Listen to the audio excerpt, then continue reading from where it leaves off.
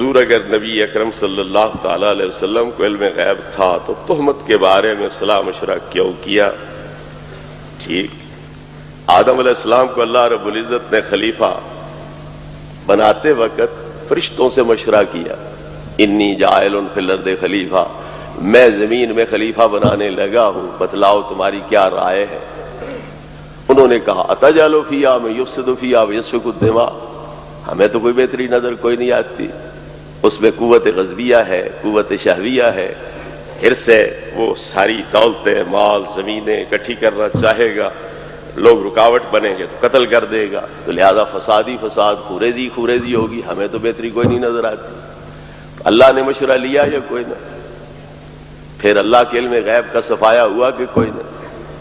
یہ سودا وارے میں ہے تو ٹھیک ہے، پھر اللہ کے علم غیب کا بھی انکار کر دو، اگر وہاں انکار کرنا کفر ہے تو یہاں بھی انکار کرنا کفر ہے۔ کلی ہونا، جزئی ہونا، یہ بھی ایک بڑا پانی میں مدانی والی بات ہے۔ نبی پاک کا علم جزئی ہے، کلی ہے، اس میں رولا ڈالا جاتا ہے۔ ایک جزئی حقیقی ہوتی ہے، مثلا میری ذات ہے، میں جزئی حقیقی ہوں، حضور قبلہ شاہ صاحب، عزت مآب چودھری صاحب، یہ ہم ایک فرد ہے، یہ جزئی حقیقی ہے۔ ایک جزئی اضافی ہوتی ہے، جس طرح انسان ہے تو حیوان کے نیچے وہ داخل ہے، انسان کے علاوہ گھوڑے، خچر، گدے، بھیڑیں، بکریاں، بھینسیں، گائیں، یہ سارے بھی اقسام ہیں جو حیوان کے نیچے داخل ہے۔ تو یہ حیوان کے نیچے داخل ہونے کے لحاظ سے جزئی بھی ہے، آتے خود کلی بھی ہے۔ بتیرے افراد 6 ارب سے زیادہ انسان روئے زمین پہ اب بس رہے ہیں، تو بذات خود کلی بھی ہے، لیکن اوپر والی جو حیوان جنس ہے اس کے لحاظ سے جزئی بھی ہے۔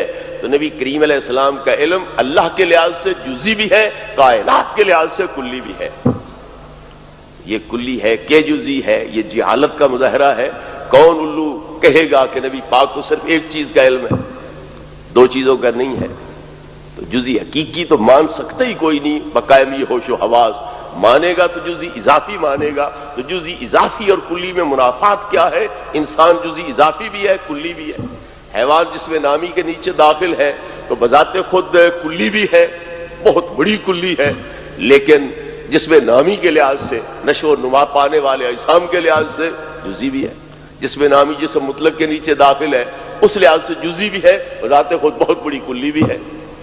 تو کلی اور جزئی اضافی میں کوئی منافات نہیں ہے۔ اور یاد رکھو صحابہ کرام علیہ رضوان سے جو مشورہ کیا سرکار نے، تو صحابہ کرام نے کہیں باہر سے دلیلیں دی ہیں یا خود نبی پاک کی ذات سے دلیلیں دی ہیں؟ حضرت عمر کہتے ہیں میں نے آپ کے کرتے پر مکھی بیٹھتے نہیں دیکھی، جو خدا مکھی کے پاؤں کے ساتھ لگنے والی معمولی پلیدی آپ کے کرتے کے قریب نہیں آنے دیتا، وہ ایسی پلیدی آپ کے حرم پاک کے قریب کیسے آنے دے گا؟ وہ دلیل کہیں باہر سے لا رہے ہیں یا نبی پاک کی ذات سے دلیل لے رہے ہیں؟ حضرت عثمان کہتے ہیں میں نے آپ کا سایہ زمین پہ پڑتے نہیں دیکھا۔ تو جو آپ کے عکس کو ان پلید اور گندی جگہوں پر پڑنے سے بچاتا ہے، کوئی اوپر پیر نہ رکھ دے، بے ادبی نہ کر دے، اس بے ادبی سے بچاتا ہے، تو جو خدا اتنا احترام آپ کا کرتا ہے کہ سایہ اٹھا دیتا ہے تاکہ گندی جگہ پہ نہ پڑے، کوئی پیر رکھ کے بے ادبی نہ کرے، تو وہ تمہاری بیوی کو ایسی پلیدیوں سے کیوں نہیں بچائے گا؟ حضرت علی عرض کرتے ہیں حضور آپ نماز پڑھ رہے تھے، جوڑے کے ساتھ کوئی ناپسندیدہ چیز لگی تھی، اللہ نے عین نماز میں اتروا دیا تھا۔ جو ایسا جوڑا آپ کے پیروں میں برداشت نہیں کرتا، وہ ایسی بیوی آپ کے گھر کیسے برداشت کرے گا؟ تو صحابہ نے دلیلیں باہر سے دی ہیں یا خود نبی پاک کی ذات سے لی؟ تو صحابہ کو نظر آ رہا ہے مکھی نہیں بیٹھتی، سایہ نہیں پڑتا، جوتا کیوں اتارا؟ تو خود نبی پاک کو یہ سمجھ کوئی نہیں آ رہی تھی۔ نبی پاک امت کو سبق دینا چاہتے تھے، اللہ کے حکم کی تعمیل کرنا چاہتے تھے۔ شاورہم فی الامر فاذا عزمت فتوکل علی اللہ، مشورہ بھی کرو پر تم اپنی ذاتی رائے اگر پختہ بنا لو کہ میں نے یہ کرنا ہے تو پھر میں تمہارے ساتھ ہوں، جو تم چاہو گے میں وہی کر دوں گا۔ تو آپ مشورے کے پابند نہیں ہیں، صرف امت کی تربیت کے لیے، تعلیم کے لیے آپ مشورہ لیتے تھے۔ اور یہ سبق دینا مقصود ہے کہ ایسا گھریلو اہم ترین مسئلہ ہی کیوں نہ ہو، پھر بھی اپنے مخلصین سے صلاح مشورہ کر کے قدم اٹھانا چاہیے۔ تو یہ اعلیٰ تربیت دینا مقصود تھا۔ صحابہ کرام علیہ رضوان کو کہ ایسے مسائل میں بھی صلاح مشورے کے بعد قدم اٹھانا چاہیے. تو مشورہ لا علمی کی دلیل نہیں ہوتا ہے. صحابہ کرام کو اللہ نے جنہیں برات بیان کرنے کا موقع نہ ملا چپ رہے، انہیں اللہ نے شرم دلایا. لولا اذ سمعتموہ قلتم ما یکون لنا ان نتکلم بہذا. اوے صحابیو، تم نے یہ بات سنتے کیوں نہیں کہا کہ ہم یہ جھوٹی غلط بات زبان پہ نہیں لا سکتے؟ کیوں نہیں ایسے کہا؟ لولا اذ سمعتموہ ظن المؤمنون والمؤمنات بانفسہم خیرا.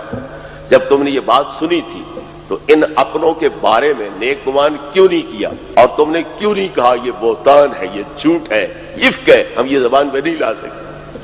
اللہ صحابہ کو شرما رہا ہے.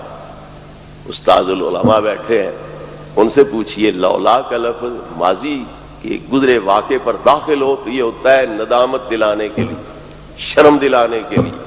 اللہ ان صحابیوں کو شرم دلا رہا ہے جو چپ رہے تھے اور جنہوں نے اس بات کو بہتان نہیں کہا تھا، جھوٹ نہیں کہا تھا، من گھڑت افسانہ نہیں کہا تھا، انہیں اللہ شرم دلا رہا ہے. تو بات اگر تھی غیب کی، جانتے نبی پاک بھی نہیں تھے، تو پھر صحابہ کو شرمانے کا کیا مطلب ہو سکتا؟ یہ سمجھ آ رہی گزارش میری کہ جب مسئلہ ہو غیب کا اور جانتے نبی پاک بھی نہ ہو، پھر صحابہ اس غیب کے بارے میں فیصلہ دے سکتے تھے؟ پھر انہیں شرمانے کا کیا مطلب؟ تمہیں شرم نہیں آئی؟ تم نے کیوں نہیں برات بیان کی؟ صدیاں پہلے امام راضی علیہ رحمت نے اسی کو دلیل بناتے ہوئے فرمایا کہ صحابہ سے بھی حضرت عائشہ صدیقہ کی برات مخفی نہیں تھی. تو جب صحابہ سے مخفی نہیں تھی تو نبی پاک سے مخفی کیسے رہ سکتی تھی؟ نبی کریم علیہ السلام کو یقیناً علم تھا کہ حضرت عائشہ پاک دامن ہے. اب یہ جو سوال کرتے ہیں، آج حضرت راضی نے 700-800 سال پہلے وہی سوال کر کے جواب دے دیا تھا، مگر سوال یہ پڑھ لیتے ہیں، جواب نہیں پڑھتے. سوال کیا اٹھایا؟ اگر صحابہ کو علم تھا تو نبی پاک کو بطری کی اولا علم ہوگا، لیکن علم تھا تو پریشان کیوں ہوتے تھے؟ تو جب پریشان ہے تو پتہ چلا کہ علم نہیں ہے.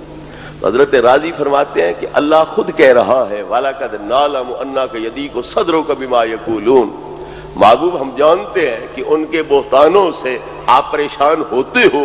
وہ کہتے تھے یہ جادوگر ہے، یہ شاعر ہے، یہ مجنون ہے. تو نبی پاک کو کوئی نہیں پتا تھا میں مجنون نہیں ہوں، میں جادوگر نہیں ہوں، میں شاعر نہیں ہوں. لیکن اللہ کہہ رہا ہے کہ ہم جانتے ہیں کہ تم ان کی باتوں سے پریشان ہو جاتے ہو.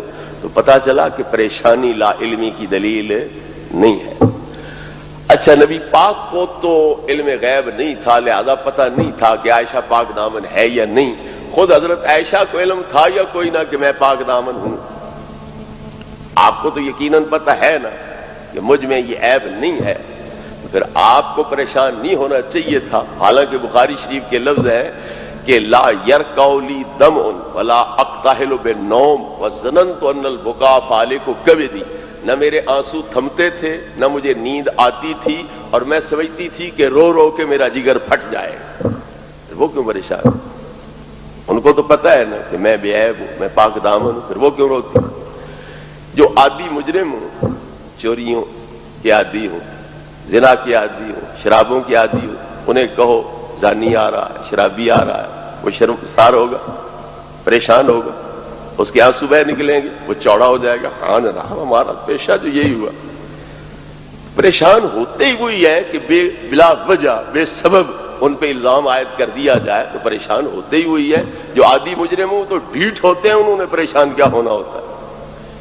تو پریشانی لا علمی کی دلیل نہیں، ورنہ حضرت عائشہ صدیقہ کی پریشانی کی انتہا ہے کہ فرماتی ہے نہ آنسو تھمتے تھے، نہ نیند آتی تھی، اور میں روتی رہ جاتی تھی، اور میں نے سمجھا کہ رو رو کے میرا جگر پھٹ جائے گا.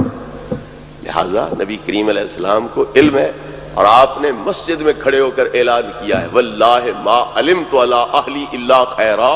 خدا کی قسم میں اپنی بیوی کو پاک دامن سمجھتا ہوں، اور میں نے ان میں کوئی برائی نہیں دیکھی، اور ان میں خیر ہی خیر اور بھلائی بھلائی دیکھی. پھر اگلی بات قابل غور ہے. آپ فرماتے ہیں من یعذرنی فی رجل قد بلغنی اذاہ فی اہلی.